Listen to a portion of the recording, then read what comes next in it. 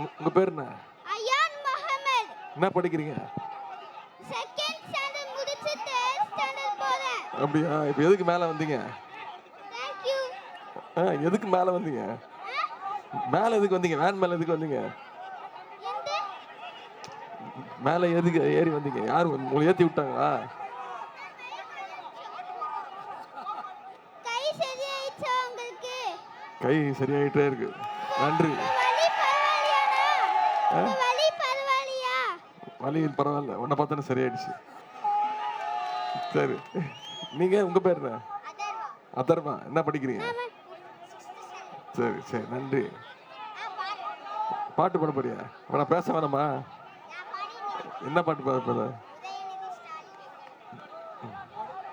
உதயநிதி ஸ்டாலின் எங்களண்ணா, இளைஞரணி வாழ்த்தும் இமயமண்ணா, உயிரான இளம் தலைவர் எங்களண்ணா, உடன்பிறப்பை காக்கும் அன்பு அண்ணா, வாக்களிப்பீர் உதயசூரியன். நன்றி நன்றி நன்றி. அதர்வா கை தட்டுங்க.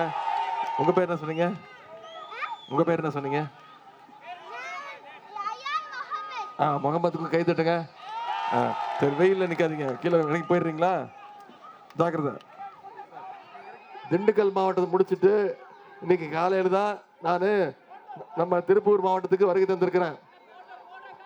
போட்டோவா எடுத்த உடனே போட்டோ? என்ன போட்டோ? அதெல்லாம் போட்டோலாம் கிடையாது. இல்லை, போட்டோ கிடையாது. சரி காட்டுறேன். இங்க பாருங்க, இதே எழுச்சி, இதே உணர்வு இன்னும் 6 நாட்கள் இருக்கு சட்டமன்ற தேர்தலுக்கு. இதே எழுச்சியோட அடுத்த 6 நாட்கள் பிரச்சாரத்தை பண்ணி 2 பேரையும் ஜெயிக்க வைக்கணும். செய்வீங்களா? வெற்றி நிச்சயமா? உங்களுடைய எழுச்சியை பார்க்கும்போது மீண்டும் சொல்றேன், திருப்பூர் மீண்டும் திமுகவோட கோட்டைங்கிறத இந்த தேர்தலில் நாம நிரூபிச்சு காட்ட போறோம். இந்த திருப்பூர் மாவட்டம் தொழிற்சாலைகள் நிறைஞ்ச மாவட்டம், தொழிலாளர்கள் நிறைஞ்ச மாவட்டம், தொழில் நிறுவனங்கள் அதிகமா இருக்கக்கூடிய மாவட்டம், உழைப்புக்கும் தொழில் வளர்ச்சிக்கும் எடுத்துக்காட்டா, தமிழ்நாட்டுக்கு எடுத்துக்காட்டா இருக்கக்கூடிய மாவட்டம் தான் இந்த திருப்பூர் மாவட்டம். அதே மாதிரி இந்த சட்டமன்ற தேர்தலில் திருப்பூர் மாவட்டம் திமுகவோட கோட்டைங்கிறத தமிழ்நாட்டுக்கே எடுத்துக்காட்டா இருக்கக்கூடிய மாவட்டம் இந்த திருப்பூர் மாவட்டமா இருக்கணும். செஞ்சு காட்டுவீங்களா? இந்த திருப்பூர் மாவட்டத்துடைய வளர்ச்சி, தொழில் வளர்ச்சி, மக்களுடைய வளர்ச்சி எல்லாம் அடுத்த கட்டத்துக்கு போனோம். சங்கி கூட்டத்தை திருப்பி இங்க உள்ள விட்டீங்கன்னா நிச்சயம் தொழிலாளருடைய நலன் அவங்க பாதுகாக்க மாட்டாங்க, திமுக தான் பாதுகாப்பாங்க. அதற்காக நான் உங்ககிட்ட கேட்டுக்கொள்வதெல்லாம், வர்ற தேர்தலில் 2 பேரையும், உடுமலைப்பேட்டையில நம்முடைய சகோதரர் ஜெயக்குமார் அவர்களையும், மடத்துக்குளத்துல அண்ணன் ஜெயராமகிருஷ்ணன் அவர்களையும் அதிகமான வாக்கு வித்தியாசத்துல ஜெயிக்க வைக்கணும். செஞ்சு கொடுப்பீங்களா? ஜெயக்குமார் அவர்களை உங்ககிட்ட அறிமுகப்படுத்த வேண்டிய அவசியம் இல்லை, உங்க அத்தனை பேருக்கும் ஏற்கனவே தெரிஞ்சவர் தான். கழகத்துடைய வெற்றி வேட்பாளராக தலைவர் அவர்கள் உங்க இடத்துல ஒப்படைச்சிருக்கிறாங்க.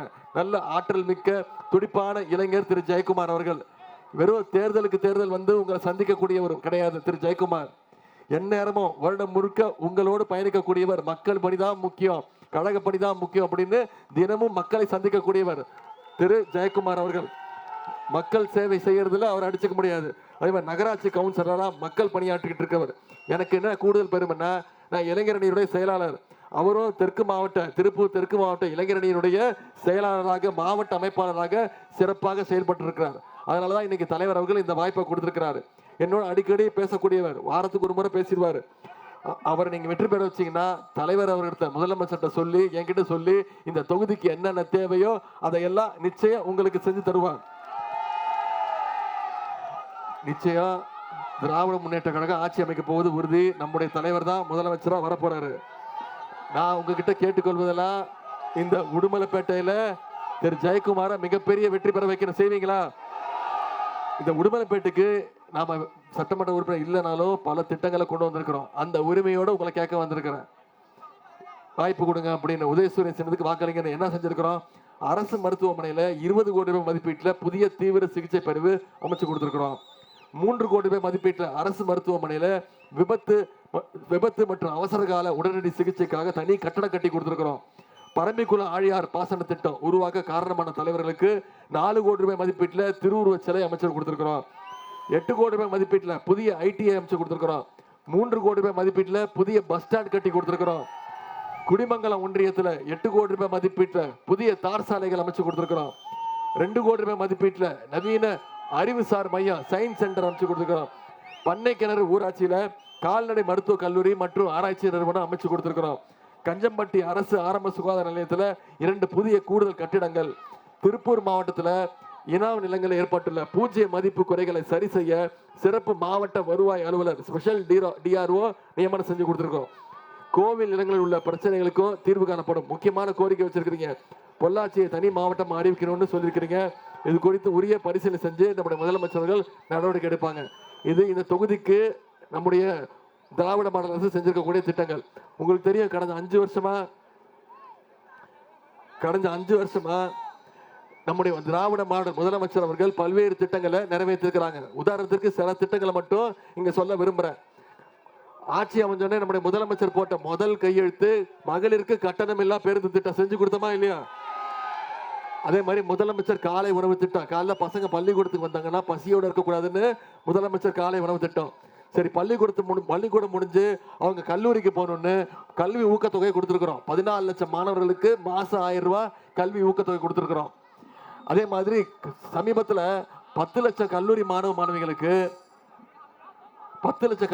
மாணவிகளுக்கு இலவச லேப்டாப் திட்டத்தை நம்முடைய முதலமைச்சர் அவர்கள் கொடுத்திருக்கிறாங்க.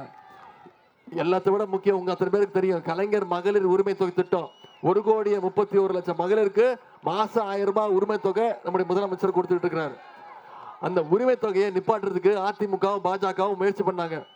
தேர்தலை காரணம் காட்டி 3 மாசம் நிப்பாட்டுறதுக்கு முயற்சி பண்ணாங்க. நீதிமன்றத்துக்கு போனாங்க. நம்முடைய முதலமைச்சர் என்ன பண்ணாரு?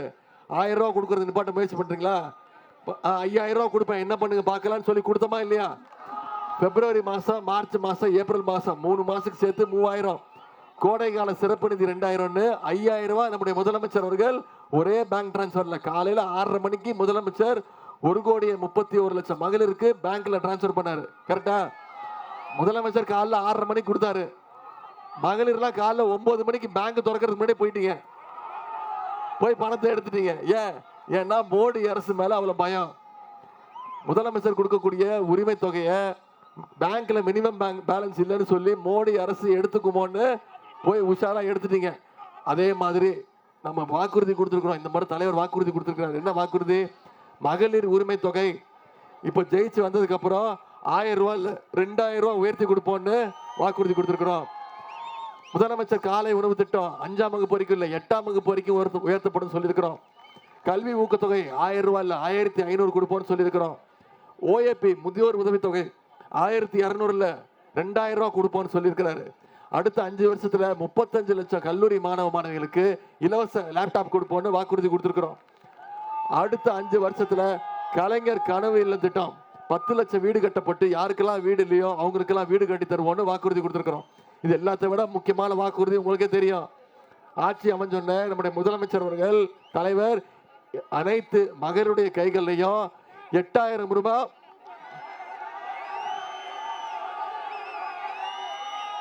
போட்டோ காட்டணும். சரி, நான் போட்டோ காட்டுறேன். அதுக்கு முன்னாடி நீங்க எல்லாம் வாக்குறுதி கொடுங்க. ஜெயிக்க வச்சிருக்கீங்களா 2 பேரையும்? கன்ஃபார்மா?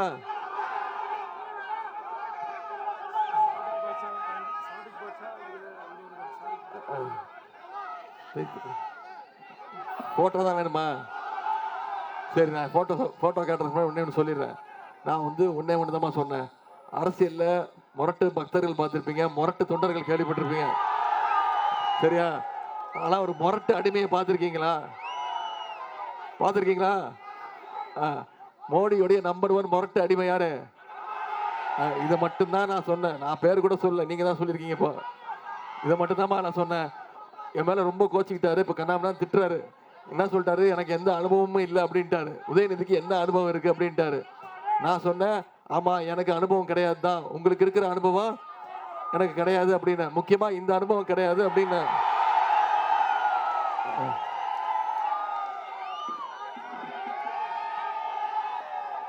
தெரியுதா?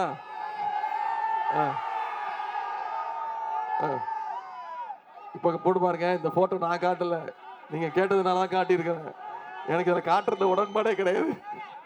இப்போ உலக புகழ் பெற்ற போட்டோ ஆயிடுச்சு இந்த போட்டோ. அதுக்கு யார் காரணம்? நான் கிடையாது, நீங்க தான் காரணம்.